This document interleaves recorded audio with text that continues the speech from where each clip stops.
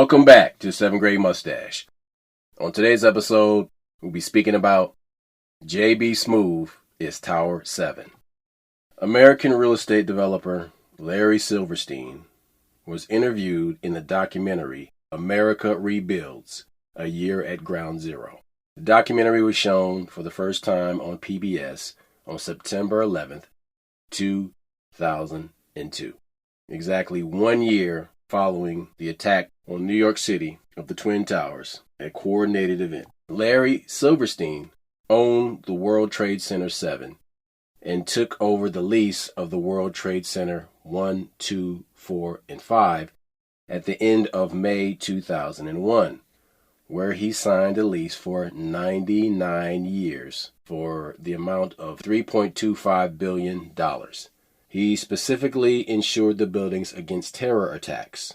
6 weeks later, the terror attack happened, and all the buildings were completely destroyed.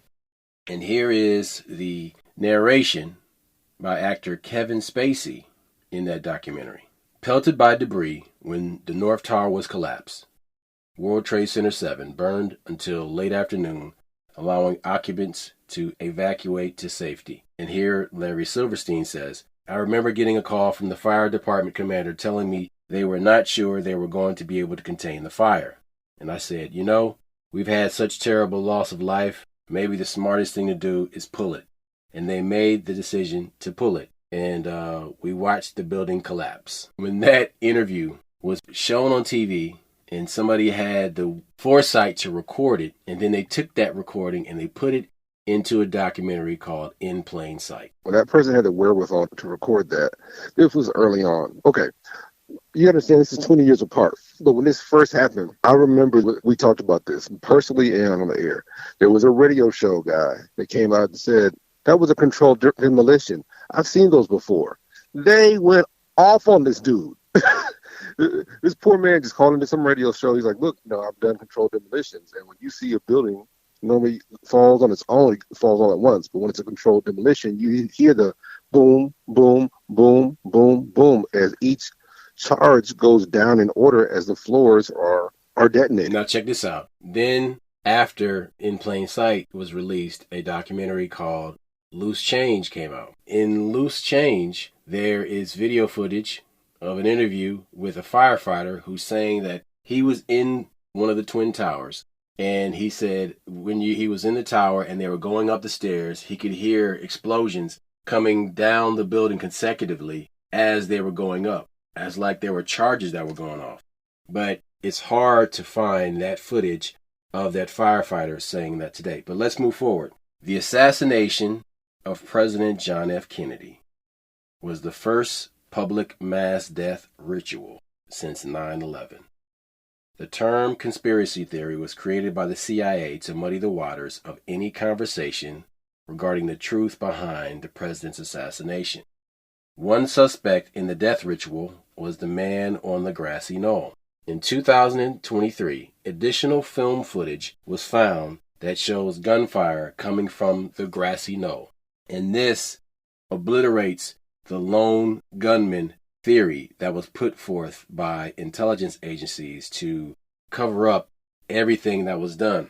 But when you see what went down, when you watch this over and over and over, you can tell this is a Masonic death ritual. A 60-year-old home movie could finally reveal multiple shooters, not a lone gunman, assassinated JFK, but the federal government has been hiding it for decades, according to an explosive new lawsuit. The reason why we don't ever talk about JFK on this show is because it is the most basic bitch of all these theories, of all these agendas. It's low-hanging fruit. And it's something that has been covered over and over and over, and you never really get to the truth.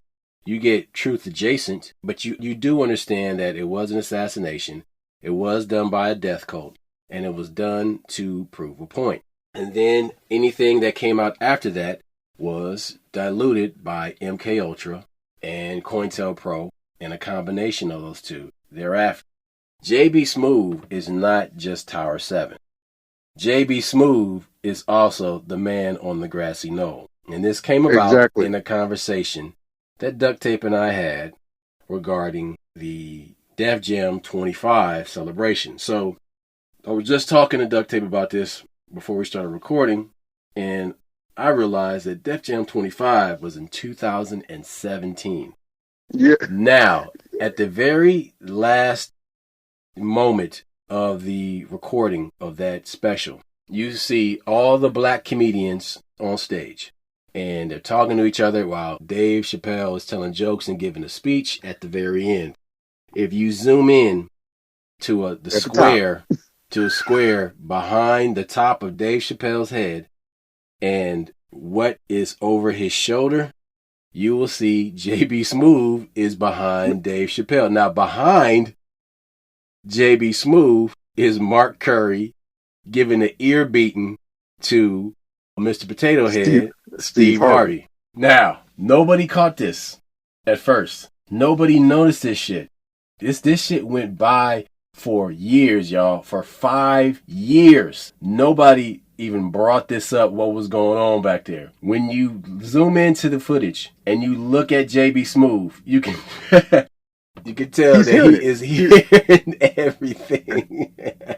JB Smoove is the man on the grassy knoll. He is Tower 7 because he is proof that there is mad beef, no love between those two men. And he hasn't said a word. What's crazy about all this is like he has been silent all throughout, even though there's proof of one of his jokes being stolen by Cat Williams after Cat Williams had this interview with Shannon Sharpe.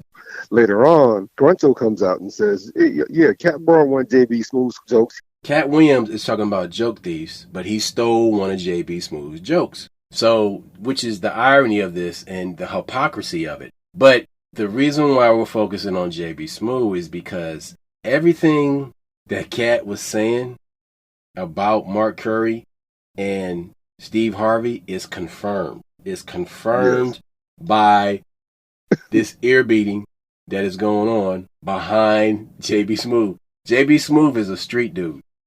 So you know he's keeping his game face on, but he's got his head down and he's tilting his head like he's trying to hear what is going on behind him, because he realized that in front of him and beside him are happy, cheerful people.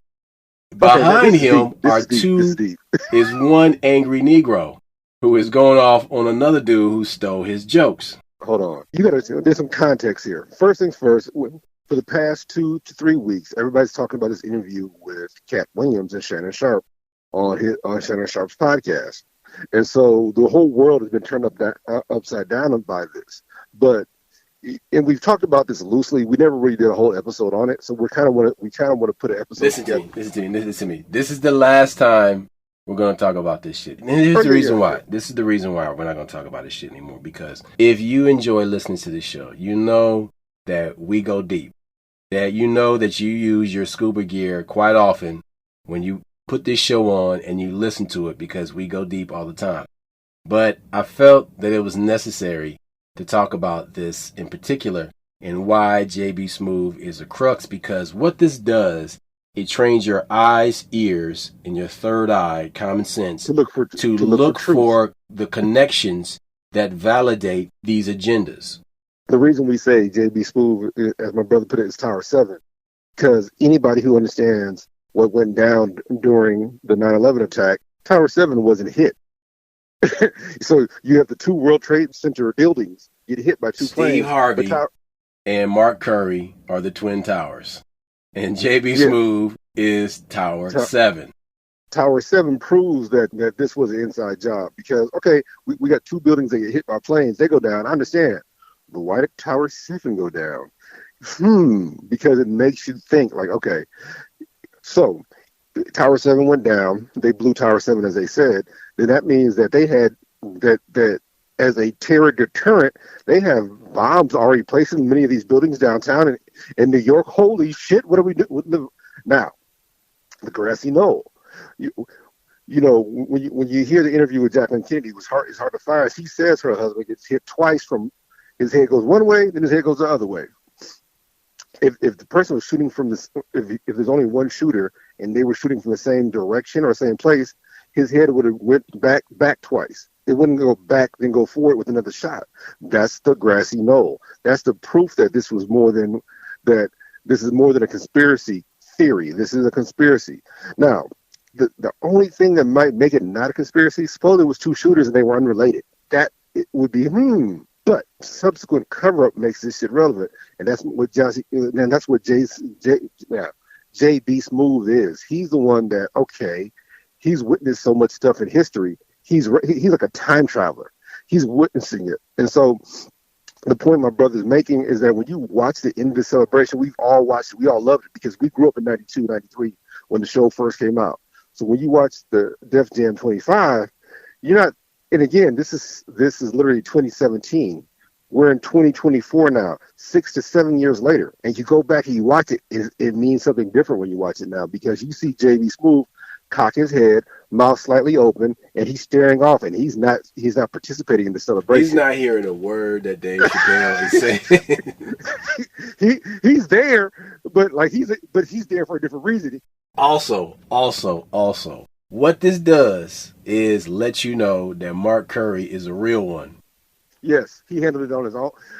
That's what's so deep. He knew that he would not be in the room with that man at any other time after this. And this was his only opportunity to go up to him and confront him. And that is exactly what he did. Now, the other thing that you must understand about Cat gave credit to Mark Curry. The reason it was so important for Cat to bring up certain people, he was actually protecting those people. He was saying, because if you pay attention to Cat's history, I get it, Cat ain't perfect. But there was an interview when Dave Chappelle first went to so-called Africa, and because he did go, but the whole thing about the drugs, and Cat Williams a year later does an interview with Vlad where he said they decapitated our king in front of everybody, and a lot of folks didn't do anything about it.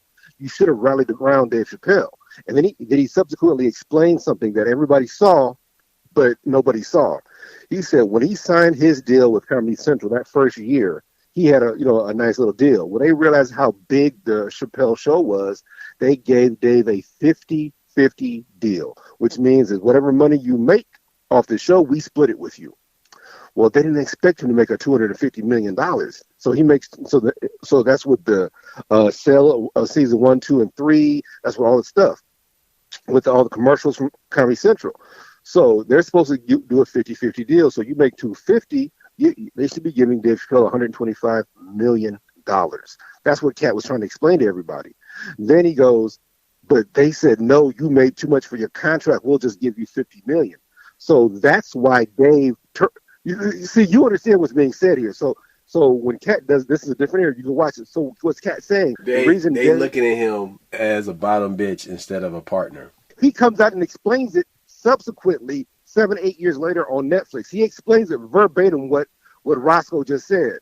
But let me go back to Cat. So Cat says all of a sudden said, no sir, you made too much money from your contract. We'll give you $50 million. So when people hear that Dave Chappelle turned down $50 million and didn't sign another deal, that's not what happened. What happened was Dave is trying to deal with, I was lied to by these people. These people owe me more money. So, what do? Do I keep doing this and making money for them? Or do I preserve my own self-respect, my own intelligence, honor, and everything my father and mother gave me? Because his father and mother are dope. Mom fought with Kristen Mumba, dad, So what do? He's like, I quit. I walk off. So people are like, Oprah, why would you walk off from $50 million? You fucking bitch. I didn't want to wear a dress. So that's why these things are so important. Now, you fast forward, Dave comes back 7 years later. Netflix gives him a shitload of money for all these different shows. But one of the shows, The Closer and the Bird, whatever, he does these different shows. But one of them, he does a very intimate one where he talks about reading the book by Iceberg Slim about a pimp. That's why when Roscoe tells you he was the bottom bitch, he's not using that simply as an analogy. Dave used that as an analogy. He talks about he has this whole bit about mileage on a hoe. Literally, pimps can look at a hoe and tell when they got a lot of miles on her. She's about to break down, just like a car. Like a car with 250,000 miles. Ooh, why would you buy that? And that's what he's saying. And what he did was he talks about what Iceberg Slim did to make a hoe work longer and harder past her mileage.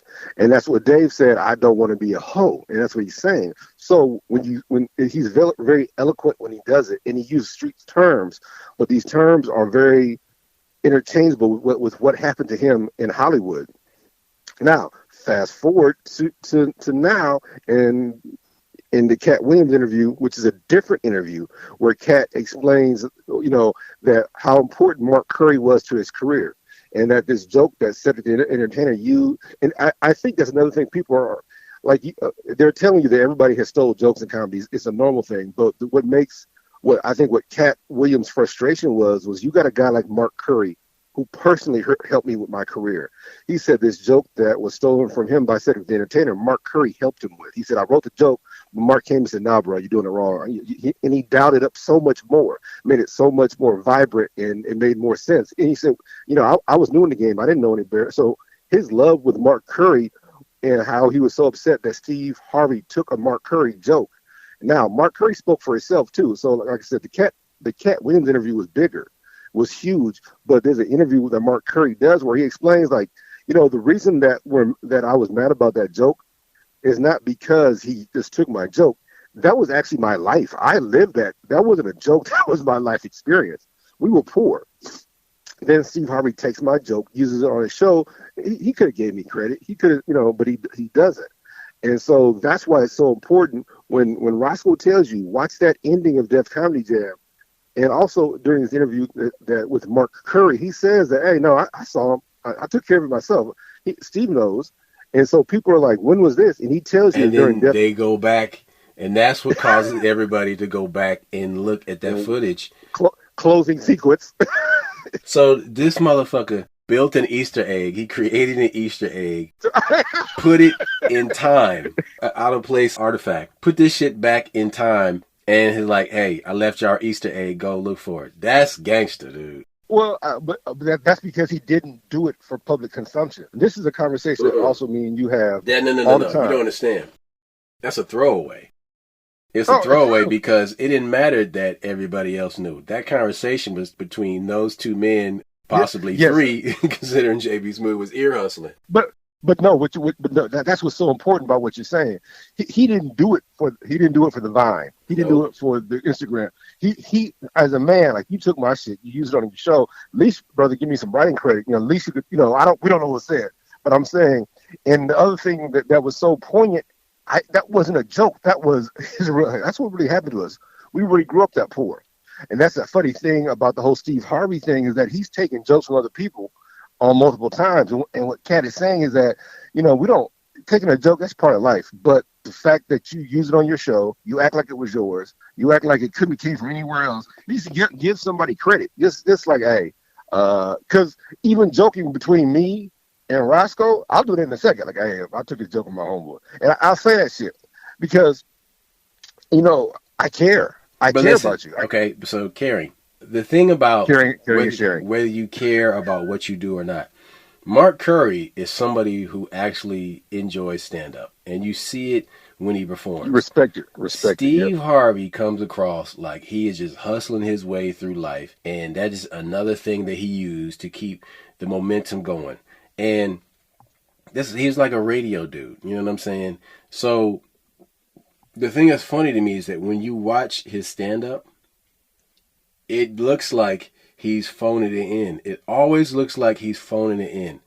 And I've always wondered, like, why does this guy get so much fucking hype? You know what I'm saying? Like, what is the hype machine behind this guy? Because when you would look at his shit on Def Comedy Jam, and I mean, this must have been in 92 when I saw him on there and shit. Yeah. He was doing this old man shit. And then, so I'm like, okay. Was he? I thought he was only okay. Hold up. Here's the thing, though. In 1992, the motherfucker couldn't been no more than fucking 30 years old. You know what I'm saying? Like 30, 35, 37. But he's doing like all this old ass man shit. So I'm like, dude, so you just completely out of touch with the hip hop generation in the golden era of hip hop? And I'm like, my point is that he always has this very dismissive attitude. He does this, everything that he does, he has this dismissive attitude. He's just, when you watch the Family Feud, he's always dismissive towards black people. He's always condescending towards black people. Whenever there's a white family on the show, he's always favorable to the white family. And it's cooning bullshit. I'm just gonna call it what it is. It's coon ass shit that I see coming from him. And then, you know, when I watch his stand up, it's always phoned in. There's no passion in it. And I'm like, oh, okay. Then you a guy who does just enough to get by. And you and I know a bunch of people that are fake it till you make it type of people. And he is a fake it till you make it motherfucker, because he is not funny. He's not. Look, we hold it. That's not what I was going to say. I said, let's go back to 92, because me and you we can break down a lot of what he said back then. His main joke back then on Def Comedy Jam was about Mitch Blood Green getting in a fight with Mike Tyson. And what he does is during the interview, he says Mitch Blood Green's eyes takes over the interview. Kind of funny, because you got to go back, because even then, that was an old joke back then. That fight between Mitch Blood Green and Mike Tyson happened like in 91. Was it 91? I was going to say 89, 90. Either way, it was literally 40. It was probably 3 to 4 joke. It was an old joke at that time. I'm like, yeah, that was my point. Like you really like milking this pre-internet telephone bullshit. Well, they didn't know why that was coming. But, no, you don't get what I'm saying, because the fact that pre-internet, meaning like they could have the same material and be doing that shit for years and years and years, but nobody has a camera phone or a fucking camcorder and is like showing that you're doing the same fucking joke every night after night for 5 years. I'm like, bro, get some new material.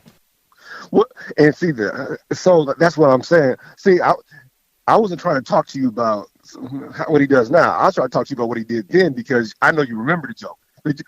It was a cool joke, but again, it was old at the time. Like, even when I heard this shit, I'm like, that shit is like 3 years ago, man. What are you talking about? That was my point. And so a lot of it, I'm trying to give life to the words that Roscoe was saying about this guy. And the crazy part about it is, everybody is going off of that one photograph that was in Jet magazine. Yeah, that's funny for other reasons. And so there's something that you could have noticed early on about his career. And I'll give an example of something, because again, I grew up on Richard Pryor primarily because of Roscoe. Roscoe brought the albums over. I started buying the albums. But one of the things is, Richard Pryor said, like, when you do comedy for niggas, they don't want you to change your set. So he's like, I'm doing my set, and if I change a little bit, like, no, man, that shit ain't on the album, nigga. No, don't be doing no new shit, nigga. So you had a person like Richard Pryor, what Cat Williams is talking about, where Richard is honing his skills, changing it, doing some new shit, and the people get mad because he's doing new shit. Like, nah, that's pre-internet. That's what my brother's saying. Pre-internet is like, you know, you didn't have a camcorder on your hip with these cell phones where you could record somebody's shit and post it. So now you have to be much funnier, much fresher. You can't use that same bit for 9-10 years in a row.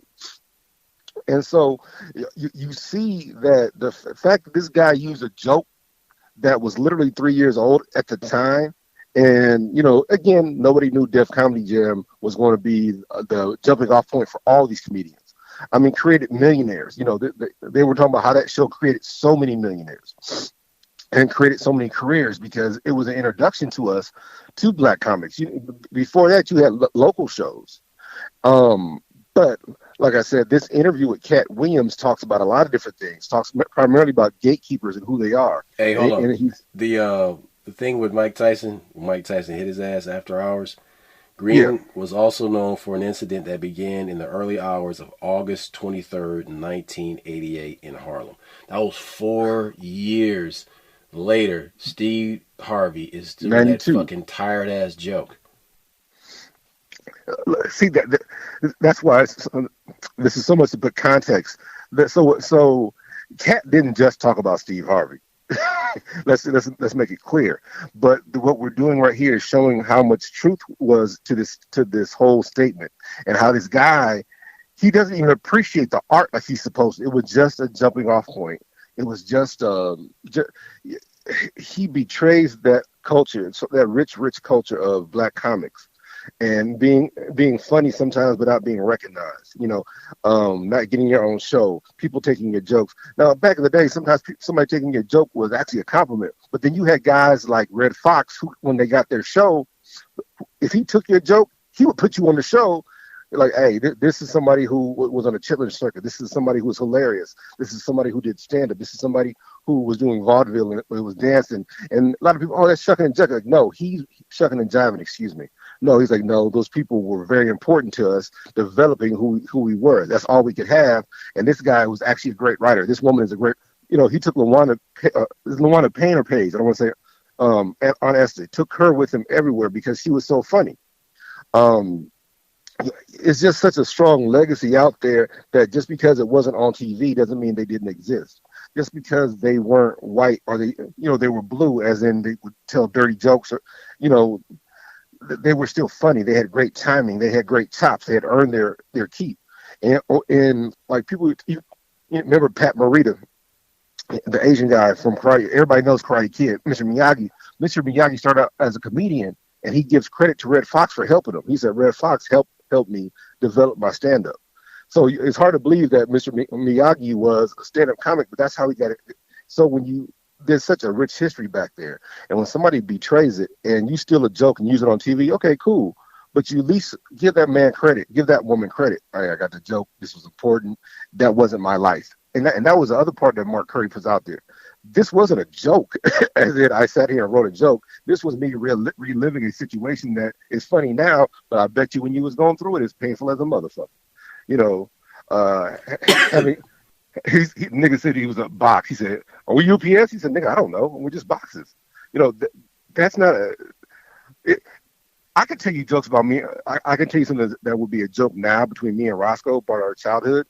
And we were going through it. It's not like we ever had a bad childhood. I love my childhood. But you would laugh now, but when we were going through it, you fight. I'm not laughing. That shit ain't funny. So I think that was also important when you realize how a real man Mark Curry was about handling it by himself, and it got handled. I think that's the part that we leave out. Also, there was something that you said that's very deep, and not enough people in your research for this. You looked up other comics. You looked up, things would come out. But I think everybody saw what Dave Chappelle said recently. But there was another comedian, D. Ray Davis, that was with him. And people said D. Ray was trying to stop Dave Chappelle. That's not what happened. I think you need to talk about that. D. Ray had another opinion that was very important. But it comes across like he's trying to throw a wet blanket on what Dave is saying. But that's why you have to listen to the entire thing. And it's hard to hear what D. Ray is saying because he is off the mic. He is not speaking directly into the microphone. So you have the room sound that is being recorded and through cell phones. And that's how you hear what D. Ray is saying until he starts approaching the microphone and getting closer and closer. So people are wondering like, well, how dare he come out on stage? Here's the thing. Dave was going off on a rant and D. Ray was like, well, let me get up here and fucking stop this shit right now. Or not stop it, but like let people know, hold up. There's another way to look at this shit. You know what I'm saying? Yes. There's another opinion that's very important. What Dave is saying is what part of the game is messing up a black man's money. When did that become okay? That's what. And first things first, this interview with Kat does not affect white folks. You got white folks talking about it, but you don't have them talking about it. So trust me, Steve Harvey's contract with all these different things is probably fine. Family Feud is not going to let Steve Harvey go all because of a Cat Williams interview. So that's why when Dave says, what part of the game is fucking up black people's money, because Cat Williams talked about people that he didn't like, but he was very, very specific about what events he was referring to. Because even when Dave speaks up, he says, I agree 100% what Cat said about Tiffany Haddish. She's not that funny. She's this, that, but I don't want to mess her money up. I'm not going to sit here and come out and say those things. Then during this set, D. Ray comes down. He's like, hold up. And like Roscoe was saying, it gives the impression that D. Ray wants to stop Dave Chappelle. No, D. Ray comes out and says, look, those people really are gatekeepers. And these people are messing up people's careers. And now because of what Cat did, you don't have to be afraid anymore that you can say this stuff. You can let out. And Corey Holcomb just came out, talked about Earthquake being a crackhead. Like, this guy, he said, I'm doing a set. I'm like a featured in Houston. So I have my family and friends. I have, 3 or 4 people that are in my green room drinking, having a good time. They're supposed to stay there. Earthquake comes in, kicks my people out of my green room. He said, I'm about to do my set. And I look down and I see them. I'm like, why y'all out here? They said, oh, Earthquake kicked us out. He goes nuts. But he's like, I'm about to go on. You're about to perform. That's like, there's a video out right now where this girl's about to go to work and her guy breaks up with her first thing in the morning. That would fuck up your day. Like, how do you go to work after that? Like, hey, you just go to work, but we ain't together no more. I'm fucking your cousin. Like, it's 8:30. You got there at 8, and a motherfucker breaks up with you. That's that kind of shit. Like, you're about to go on. You got to get your mind right. You're about to do your set.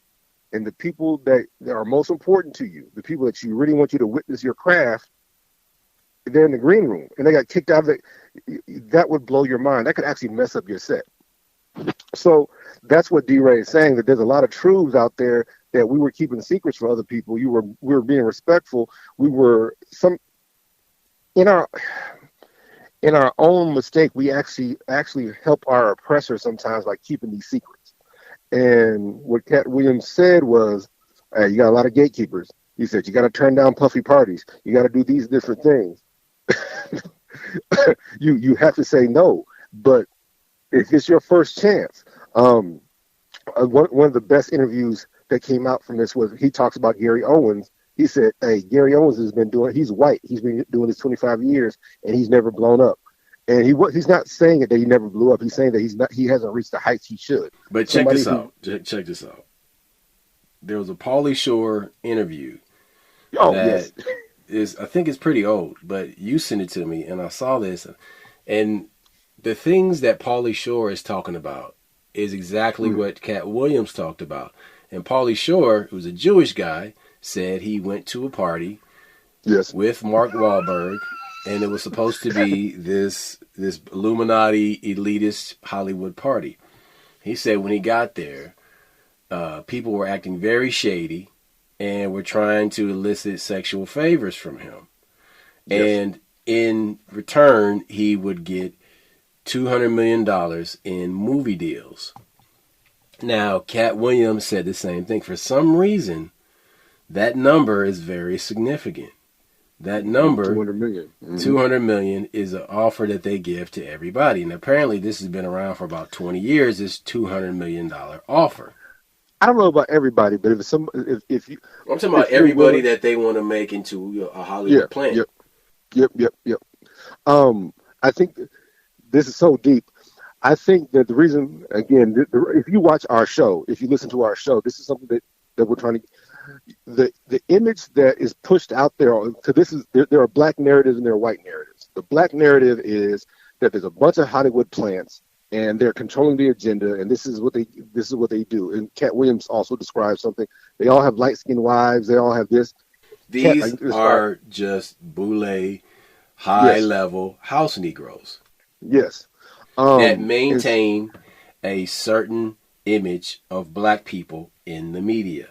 And what I notice in this clumsy writing style are these stereotypes, these negative stereotypes, and how the lack of intelligence and the predictable nature of these characters is perpetuated by these high-level boule house Negroes that are written by these Jewish guys in Hollywood that want to maintain this status quo of control. Now, these people who belong to the left-hand path, they worship darkness. Now, you see a lot of black men, and they always go after these white women. The funny thing is, yesterday, I was just on a humbug, I was watching a tribute to Richard Pryor from 1991. And Robert Townsend got on there, and he did a joke as a character that survived World War III. And at World War III, the survivors, everybody had turned either to gray. You know what I'm saying? Like a light gray and dark gray. Black people and white people. And what he was saying, he said, and they would have all these babies that were ash. You know what I'm saying? And so, because apparently the bomb incinerated a lot of people. But he was saying, all these dark gray guys are chasing after these light gray women. This was a joke in 1991 about how these black men come to Hollywood and they're chasing after these white women. Not just Hollywood, in sports too. And so, but you see this. You see it a lot because then the black women that get famous, they always get themselves a white husband. And so what is being fed to them is that marry somebody outside of your race to show that you succeeded and you've totally escaped your impoverished economic situation because you are now that white. is proof that you are safe and you are out of that, and we'll let all of them rot in hell. So another thing, the reason why I see this happening is because when I've been around these famous black dudes, they're always very dismissive to black males. They're always very hard on black males. And this is beyond tough love. Listen, I'm a man raised by a real ass black man. Okay, so I know what tough love is. And then I know what the extreme of that is, being condescending and controlling and manipulative and self-destructive. And I see that in these wealthy black men. So this is being programmed into them. So then when they finally get into these rooms with these elite people and they come to find out that they worship darkness. You don't think I'm telling the truth? Listen to the joke that Eddie Murphy says about when he had dinner at Dan Tanner's with Sammy Davis Jr. Sammy Davis Jr. said he was a devil worshiper. And Eddie Murphy was like, oh, fuck that. A lot of them are worshiping darkness. Now, something that's been rolling around in my head is I bet a lot of these brothers do not marry black women because that reminds them of their mother. That reminds them of their sister, of their cousins, of where they came from. And so that guilt would haunt them if they woke up every morning and saw a beautiful black woman there that reminded them of who they are and where they come from. So they need somebody who is not like them so they can exist in this bubble and be a special Negro. It's what I call the Highlander syndrome.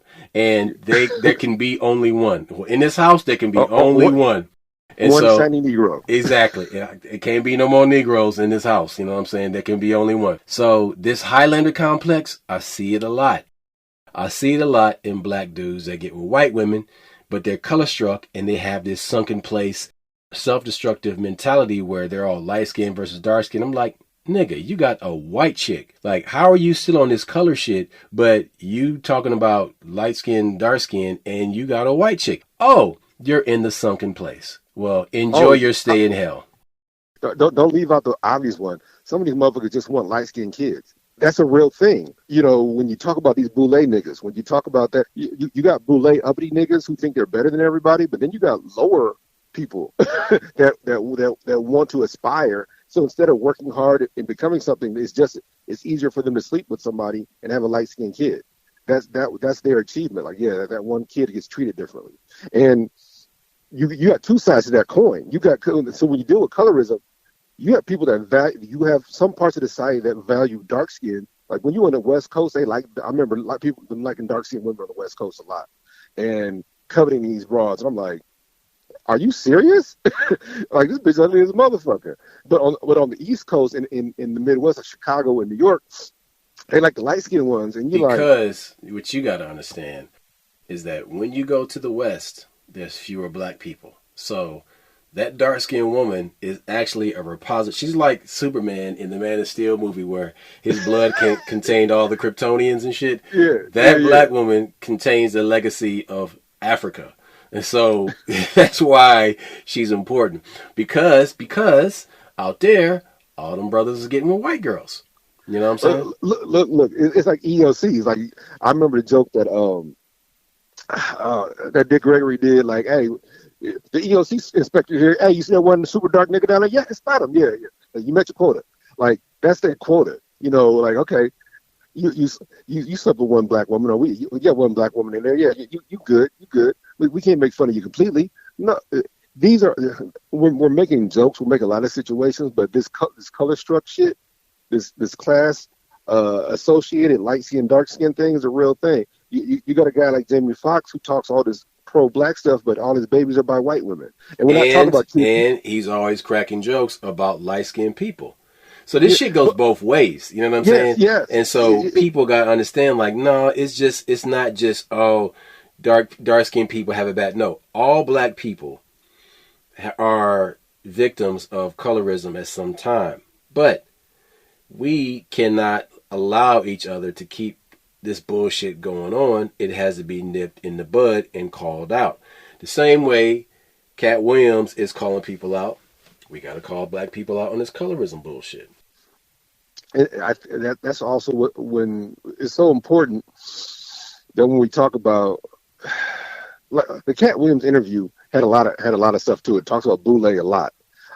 He doesn't use the word boule. I think he uses. Ain't it strange though? Like he barely uses the word though, because if he did, we would be talking about it. Yeah, he used the term gatekeeper, which is what boule does. The term boule is a dog whistle. Like when you fucking hear that, it's like what? What? Like, dude, listen, black people for and against will fucking turn their ears like a dog hearing a dog whistle when you hear that word. Because if you know what's up, you be like, hold up, what? Oh, y'all talking about that shit? Okay. You know, because... But shit just got real. But here's the problem. What we got to guard against is boule becoming like Illuminati. Like, so you got Illuminati people using the word Illuminati in front of you. Like, that's Illuminati. But that's not even Illuminati, because, like, the motherfuckers that's real Illuminati, like, you don't know who the fuck they are. Like, these people that you 100. think is Illuminati, they are fucking shining the shoes of Illuminati. People talk about like Jay-Z and Beyonce Illuminati. And those motherfuckers couldn't bring them a drink of water to the fucking real Illuminati. Look, that's the whole. Let's go back 5 minutes. That was the point of what I'm bringing up, is that when they talk about black folks, Illuminati, boule, when they talk about these certain things, and that these guys are giving up their butthole or sucking dick or whatever for $200 million, and then all of a sudden you're like, okay, they're just doing it to black people. No. When you brought up Pauly Shore, that is a thing they just do in Hollywood. I think Hollywood's more about control than people realize. And once they know they can control you, once they know that okay, we can trust you because we got your secrets, then they know that shit comes from Mossad. Yeah. Oh, that is a whole Mossad psyop, Jeffrey Epstein thing. Just like Maxwell. Yeah, what's in McGraw, the textbooks they create? That's a whole op. That is a thing they do. It's a style. Another person who did it, who's dead now, is who's the nigga that ran Playboy. He did the same shit. I can't even think of the motherfucker's name right now because he's dead. But that motherfucker did the same thing. They said he had cameras throughout the Playboy mansion, and all these cops and all these politicians that came and partied with them, he had videos of them. And that's how he got shit done that he wanted to get done. That is how Mossad acts. That's how Hollywood acts. Hollywood gets all kinds of shit on your ass. And where you have to do, like, suppose you want to retire. Okay, I'm ready to retire. I did 110 movies. We need you to do another sequel. Like, nah, I'm not going to do it. Well, look, do you remember this video of you getting raped by a giraffe? Yeah, we're going to put that out. Like, nigga, what? You got the giraffe video? Shit, but that was an 81. VHS, my nigga.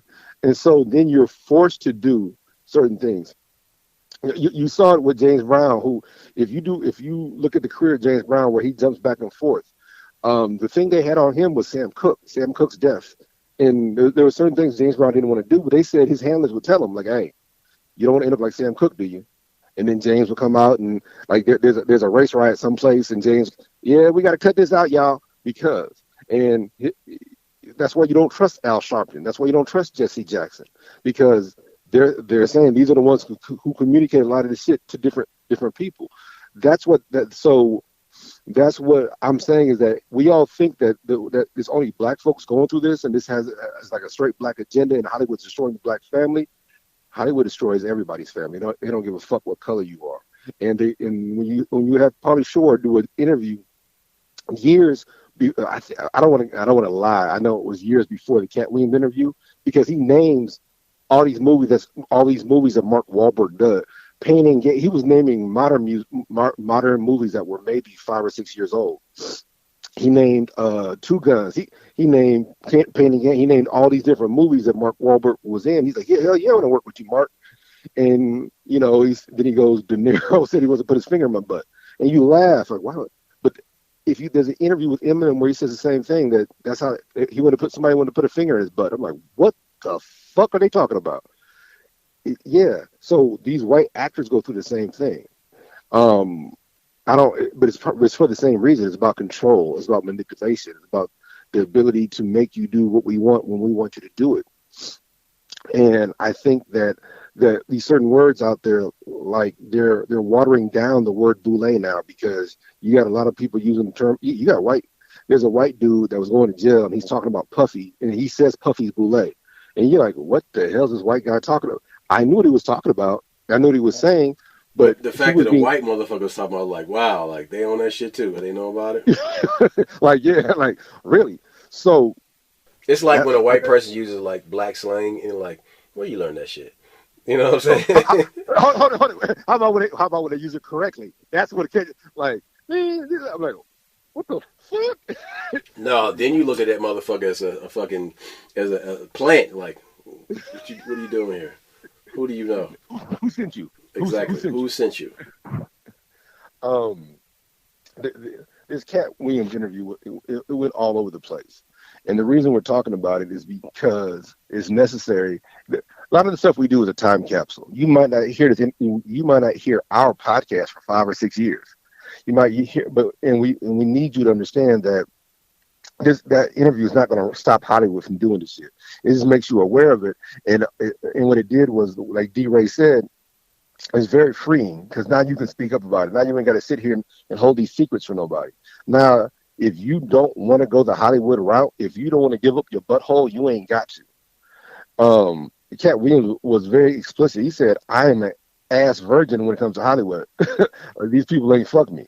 And that's my only job was to keep my asshole intact and tell the truth. And so when you hear that and you laugh, but you got to understand that what he said was very poignant. Like, there's motherfuckers that ain't telling the truth. There's motherfuckers that are funny and talented, but they couldn't exist on their talent alone. They had to do something else to get ahead. I deal with it at my job in corporate America. You know, how many of these people suck dick to get what they want? And we're talking about boys and girls. We're talking about males and females. How many of these motherfuckers had parties that you wouldn't believe at these big, beautiful houses? You know, I had a chick, Calamity Jane. So you remember Calamity Jane, right? The one that wanted to go on the name. Yeah, I know you gave her the name. Yeah, so, but I'm talking about what some of the Calamity Jane would tell me things that she had experienced and these parties that she had went to. And these are people's big houses, expensive. They're all drinking. They're all fucking. They're all doing fucked up shit. So you think it's just Hollywood. This model works in corporate America right now. There are motherfuckers less talented than you. When I was in college, I was working at a cable station, and everybody kept wanting to promote me, but they would not promote me. And they promoted my homeboys around me. This one chick, she slept with all the technicians, and she had became the director. And she was trying to hire me. I didn't realize. I think she's trying to sleep with me. I didn't understand it. And I'm in college, and they keep hiring my friends. And one of my homeboys, he came to me and said, they keep trying to hire you, but they won't. And I said, okay, why not? What am I doing wrong? He said, they said that you're too smart. All the while he took the job, right? He took the job that he's talking about. He's like, they said, yeah, he's dead now. It's easy. He's dead. He got killed at the Spalding. But he was trying to tell me. He said, they keep saying you're too smart. What they were saying, they were stealing money from. So HBO, Cinemax, all these different cable companies would send literally a budget of $5,000, and they would send that money for the people that work in the department. And what is it for? It's for marketing. It's for bonuses. Like, I was working at HBO give money to a railroad company. No. I'm talking about in college. I was working for multimedia. Okay. I was working at Multimedia Cablevision, which was the I got you. Understand. Yeah. This is college. We ain't talking about now. Okay. And so they would send all this money every month for bonuses, all this, that, and other. They were stealing it. They were like the first two managers. He was my homeboy, and he basically trains like, look, this job is going to Greg, but when Greg leaves, he's setting it up for you. And it was set up like that. But when Greg left, they wouldn't give me the job, and it's because they were stealing money. And when did they get discovered? As far as I know, they never have. They didn't want to give me the job because they knew I'd be able to figure it out. Mm-hmm. I was because they hired this guy named Billy. They hired Ethy. They hired all these black people that were associated with me, but they would not hire me. Mm-hmm. And I never applied for the job, but the job was designed like, hey, Renix can, And so you were the guy in the movie. Yeah. Shit out. But becomes a whistleblower, and then you have motherfuckers that wear hats all the time that coming after you, like that fucking movie, that Matt Damon movie. Shit. Look, Roscoe, you know this about me is that Bureau. I'm not about to do a bunch of sex parties and do all this other goofy shit and start. This is in college, snorting cocaine. Because you're gonna do some dirt, do it by yourself. Look. See, but here's the thing that nobody wants to say when it comes to these different situations. I get pussy outside of work. I was getting pussy already. I was having a great time in my life. So a lot of these motherfuckers don't have life. Dude, their job gives them lives. Let me tell you something. There have been times where I had to turn it down because it was just way too easy. And but the job or the pussy? Dude. Both. Both was way too easy. And there was a disturbance in the force. You know what I'm saying? Like, something came around and I could hear that Star Wars music. Dun dun dun dun dun dun dun dun dun. Bitch, no. No. I could tell. Like, God bless me with discernment, and I could always tell when there was evil or danger behind something, and I knew like that is not the move. That's not where I'm going. Deuces. Look, I'm gonna give you an example of such a situation. If you don't think there's a spiritual war going on, or if you don't think that there's more behind the curtain than in front of the curtain. So it's New Year's Eve. My roommate, you knew my roommate. He had been my roommate for like 2 or 3 years off and on, and we spent a couple of New Years together. And one New Year's I had a big party, right? And I just bought like 3 cases of champagne and just invited a lot of the homies from the hood. And it was like such a great time, right? People came over, they're like, I'm handing them champagne. They never drank champagne in their fucking life. They're just drinking it for the first time. Like, that's what people don't understand is like, duct tape like gave people experiences that they never had before. Thank you. See, you understand us. I'm not gonna say you understand us. No. But I also know, nigga, that some of that is osmosis because you grew up in my house. So yeah, I get it. Yeah. I grew up and his mom would share shit with me you wouldn't even understand. So this is like the year before, and I had this big party. People come, and as they walk in, I'm handing them champagne. Like I'm not charging nobody anything. It's just I'm handing them champagne. Boy, I bet it was a fucking horrible cleanup show the next morning. No, it wasn't, because these are our friends from the hood that you would thought. I can name one of them. Don't. Yeah, I'm not. But I'm just saying, you would have thought that. It didn't even happen like that. It didn't even go down like because, that. Because they had some sense and they didn't destroy your shit. No, they love me. These are people that love me. Whether they knew it or not, they did when they left. So the very next year, on the flip side, we had worked, and I'm sitting here, and there's a white chick walking. This is New Year's Eve going into New Year's, and now it's New Year's Day. It's 12:50. This white chick is walking down the street, and my roommate sees her talking to her. She just walks up out of nowhere, and she just fuck, and all of a sudden she wants to fuck. And my roommate is about to hit this, and I'm like, no. He's like, what? I said, if I know anything, that's Satan. That's Lucifer. That's the devil. I don't know. Look, what was she? I said she was the devil, nigga. This is New Year's. Who was she though? You don't get it. I don't know. She don't live in my hood. I don't know where she was going. And then I've never met her. The thing is about like Omaha, like through 6 degrees of separation, you can kind of figure out what neighborhood a person is from. Yes. And if somebody shows up Even if it's somebody from out of town, you'd be like, okay, but you here visiting somebody such and such. None of that. She didn't explain herself. She Oh, just came over. okay. So She darkness wanted to descend upon a moment of joy that a bunch of people were having in one place. And no, all no, right, no, too no, no, much, no. too much joy. We Uh-uh. got to bring some darkness in there.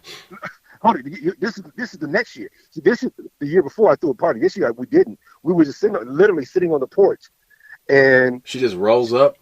yes, she's walking down the street. She looks over and says hi. My roommate, like, hey, come on, and starts talking to her. Oh no, And like he's like, Snoop and Half Baked talking about the yes, motherfucker. As soon as you lap some weed, that's the person that just magically appears. No. yes. And so I'm like, nah, nigga, don't hit that. I literally say, don't hit that. He's like, I'm like, send her on her way. You Hold on, know, she came. She didn't drive up. She just came walking no, down the walking. street. She came Oh walking no. from right to left down my street, and we were just sitting there on the porch. Literally, the ball just dropped. It's 12 something, and we were just like, hey man, Was she you drunk? know, no, sober. Weird. So that's my. I'm like, look, man, don't fuck that bitch in my house. Don't fuck that bitch. He's like, why? I'm like, look, if there's anything I know, you got to know what the devil looks like when you see him. Understand what I'm saying? Like when shit is too good to be true. You just said 5 seconds ago, like, hey, I had to turn it down. You know Yep. that right? I'm like, look, bro, Oh.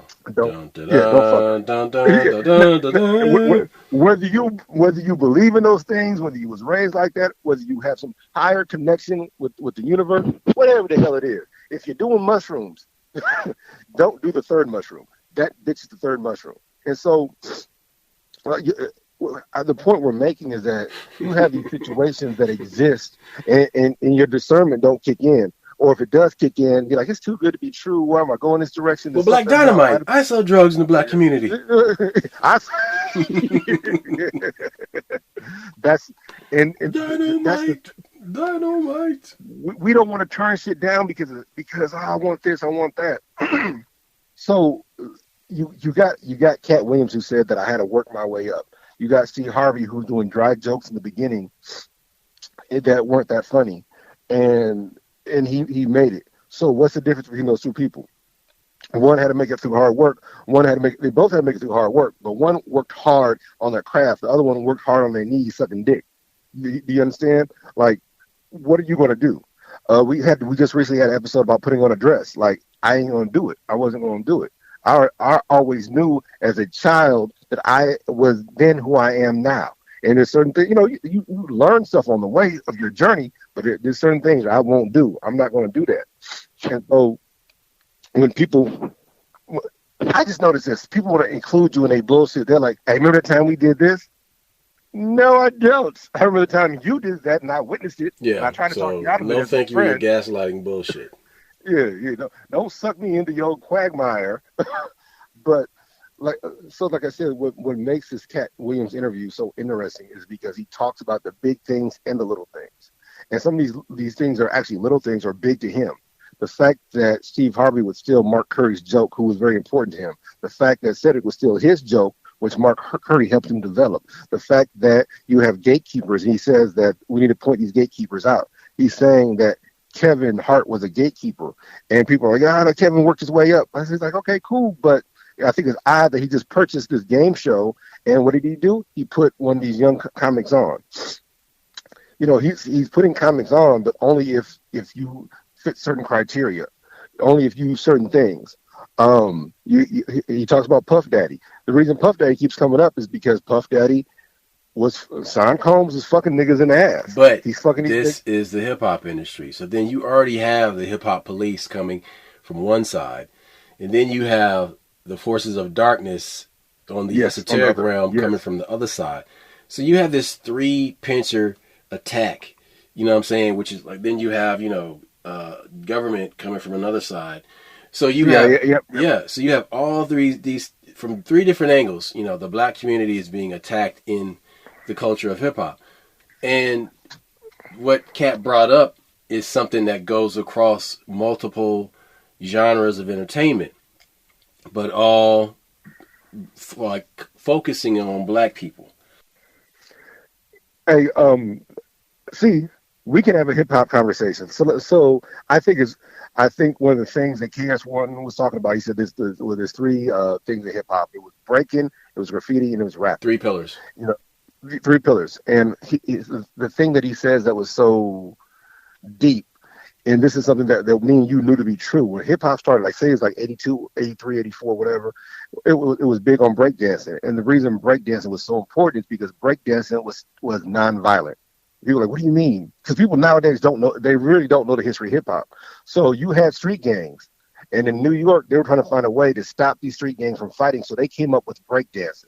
So if you had beef with a nigga and you had a gun, you had a knife, fuck it. We're gonna break dance, and whoever wins the break dance battle wins the argument, the conflict. So people don't understand how big a peace movement hip hop was. So you had and the reason it's called breaking because they would take the break beat of the song, loop it, and you would dance over it. That's why they were b-boys. And so this was a way to stop these gangs from fighting. It's the instrumental part that plays in the break of the song. Yeah, and it's so important that we have this conversation because I didn't realize that people didn't know this. Like me and you will have conversations not realizing that there's a whole section of society that didn't understand this. So hip hop from its inception was about a peaceful resolution to a situation. If you look at, and here's another thing, how many of these motherfuckers are Native American? That's a Native American practice, counting coup. Remember how Native Americans, they would have wars and they decide like, let's count coup. So they would have a conflict where you would run up and touch a motherfucker or take their weapon, and all of a sudden, like, okay, it's nonviolent. So we got more arrows than they got. We win. It was a nonviolent resolution. People forget that Native Americans at one point used to fight for real. Then they were like, you know what? We got to come up with something different because we can't be killing our people that look like us. So there's a lot of Native American and Native African practices if you look at what was being done, and look at the samurai. So after the feudal era, what did the samurais do? They started dogfighting. So they started developing the Tasa Inu. So you would have these two samurais, these two shoguns or whatever, and they would have a conflict. How would they? We could either fight with swords or we could have our dogs fight. And if your dog won, you won the conflict. So it became a breeding. You had to become intelligent. You see this in hip hop early on when they were resolving their situation through dance. But that's fine until a certain point where, all right, let's bring the drugs in. It's freebase cocaine. Rock it up, bring that into the black community, and now let's make some money for the prison industrial complex. That's what's so important. But and so if you even know your hip hop, drugs early on were part of funding hip hop and part of it, but they weren't destroying everybody. It was, I like to party. And if you don't understand what that means, look at all the, I learned stuff from your older brother because I was a kid. I don't have a big brother, but I didn't understand the names of hip hop. Cool Rock Ski, Fat Boys. Ski was cocaine. Ski. So snow. Slopes. And so, but I didn't know that as a kid. So the whole idea of crack destroying hip hop in the black community, that came from outside of it. Because inside of it, we knew about partying. We knew about the drug dealers back then. And so that element existed. It's when all of a sudden you had the CIA flooding the black community. And then you got the prison industrial complex validating NWA. So when Roscoe is telling you that Cat is naming these different things, these different cross genre agendas being, what's the word? Permeate, like so if you black, you in the NFL, you have the same problem. If you black, you in entertainment, whether it's comedy, acting, or rapping or singing, you got the same problem. I remember when this is something else we talk about. I met Eldridge Cleaver in college, and he talks about that. He said the NFL is fun. He said, y'all talk about OJ. He said the NFL is funded by a lot of drug money, and he was naming these different teams. He said, yeah, they give you them contracts, but then they also let you buy them drugs, and you got to pay back the money. It was so you're sitting here like, wow, it don't matter where you go. It's all corrupt. It's up to us to uncorrupt it. It's up to us to make it genuine. It's up to us not to let these motherfuckers. You have to look for the clues, and they're often hidden in plain sight. And that's why JB Smooth is the man on the grassy knoll, and JB Smooth is Tower 7. That's all I got. We out. Peace. Holla back.